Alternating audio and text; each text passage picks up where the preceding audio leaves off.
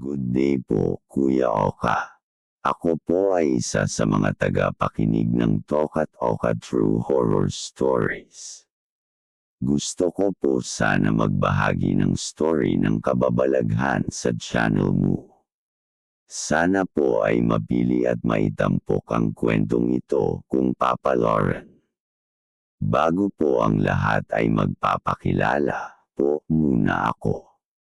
Ako po si Lito. Isa po akong Becky, na ngayon po ay nasa lampas mid-40s na po ang edad at naninirahan sa Antipolo, sa lalawigan po ng Rizal. Ang kwento po na ibabahagi ko ay kwento ng kaibigan ko na si Jonathan, aka Jonah, na kagaya ko po ay isa rin po siyang Becky.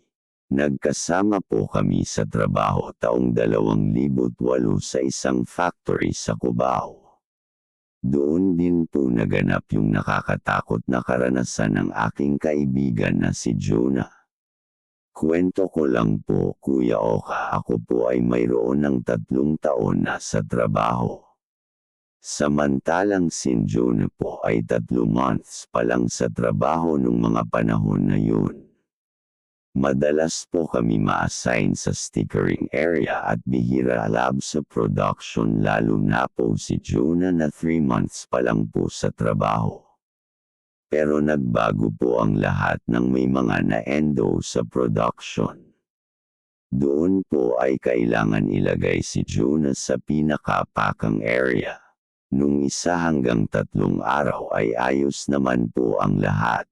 Pero noong ika-4 na araw ay doon po nangyari ang katatakutan na naranasan ni Jonah.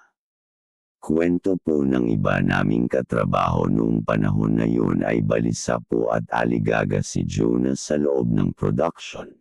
Hindi po siya mapakali at namumutla at tumitingin ng madalas sa isang lugar. Dahil po sa aligaga si Jonah ay maya't maya siya nagpupunta sa CR at office ng supervisor namin na tila gusto magpaalam na uuwi na. Pero dahil sa mayroong meeting ang SV namin ay kailangan bumalik si Jonah sa production at iruloy ang trabaho. Mga 30 minutes po ang lumipas. Ay bigla na lang lumabas ng production si Jonah na parang takot na takot. Dumiretso po siya sa locker room at kinuha ang mga gamit niya at nag-early out sa di malamang dahilan, at diretso na umuwi. Kinabukasan ay pumunta si Jonah sa office ng SV namin para magpasa ng resignation. At doon ay nalaman namin ang dahilan kung bakit siya nag-resign sa trabaho.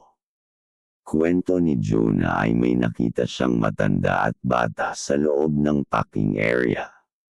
Mukhang maglola ang mga ito, nakaupo sa gilid at nakatitig sa kanya ng masama ang mga ito. Nakakatakot daw ang itsura dahil iba ang mga ito sa karaniwang tao. Sa takot ni Jonah ay naging balisa siya at hindi mapakali. Hindi na daw niya kinaya ng yung maglola ay tumayo, pero wala itong paan at nakalutang na papalapit sa kanya. Kaya sa takot ay lumabas siya ng diretso sa locker, kinuha ang mga gamit niya at umuwi. Hindi nasabi sa akin ni Jonah na bukas pala ang third eye niya, kaya nakita niya yung maglola na hindi nakikita ng mga kasama namin. At dahil po doon ay nag-resign si Jonah, ang sabi niya sa SD namin kahit hindi nito tanggapin ang resignation letter niya ay hindi na siya papasok pa dahil sa takot sa maglola na nakita niya sa loob ng packing area sa production. At ganun nga po ang mangyari, hindi na siya pumasok pa ulit. Yun lang po, Kuya Oka, sana po ay nagustuhan ng mga nakikinig ang kwento ng kaibigan ko, kahit hindi ito gaano nakakatakot. Salamat po, Kuya Oka, sana ay dumami po ang makikinig at mag-subscribe sa channel mo. Hanggang dito na lang po.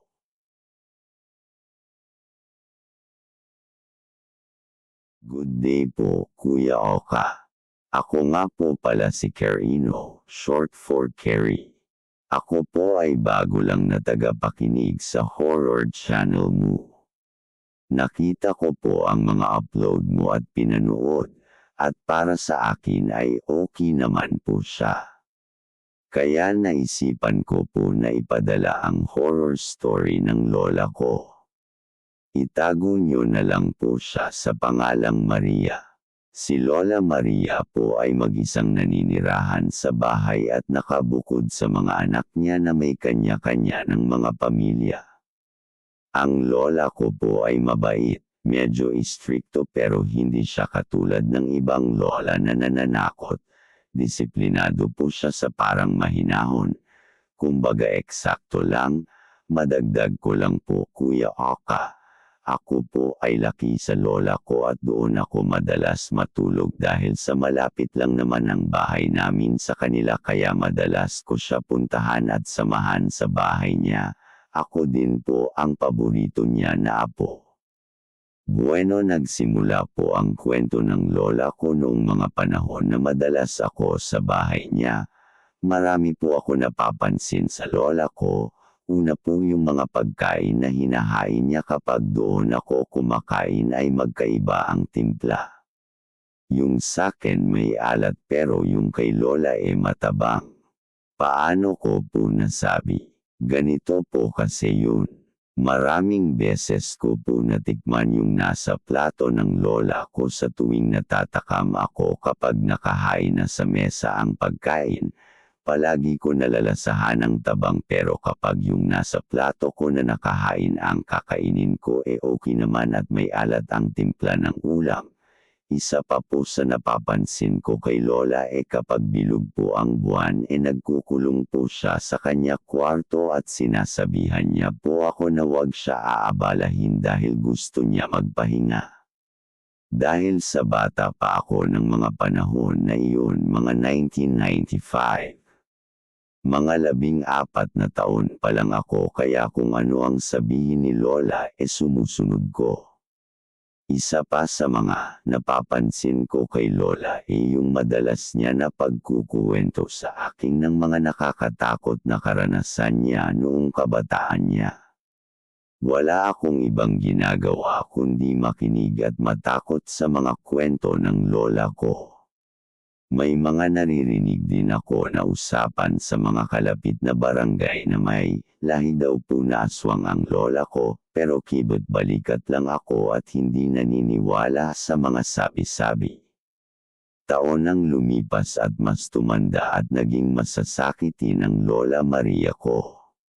Dumating yung time na mahina na siya at parang malapit na siya mamatay. Dahil sa ako palagi ang kasama niya ay ako na rin ang nagbabantay at nag-aasikaso sa kanya. Isang araw ay tinawag niya ako at kinausap na. May ibibigay daw siya sa akin, pero ipangako ko daw sa kanya na tanggapin ko iyon. Sabay sabi na gusto na niya magpahinga at pagod na daw po siya. May iniluwa po siya na bato na kulay itim at inilapat sa palad ko. Pagkahawak ko sa bato na itim ay isinara niya ang palad ko at umubo po siya ng sunod-sunod. Kumuha po ako ng tubig sa kusina pero pagbalik ko wala ng buhay si Lola Maria. Doon po ay namatay na po ang lola ko. Nang pagkalibing ng lola ko ay sinabi ng nanay ko na totoo ang mga balita tungkol kay lola.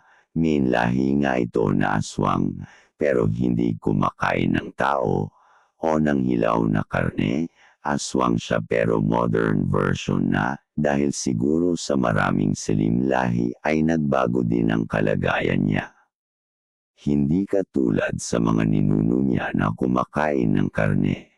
At Kuya Oka yung mga naririnig niyo po sa ibang horror channel na kapag ipinasa sa iyo ang isang mutya ng aswang ay dapat mismo sa bibig ipapasa galing sa bibig ng magpapasa ng mutya ay hindi ko po alam.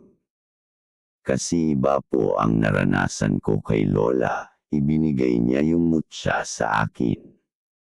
At inabot niya sa palad ko. hindi ko po alam sa ibang kung paano nila ipamana ang mutya. Tanong kung nasaan ang ibinigay na mutya ng lola ko.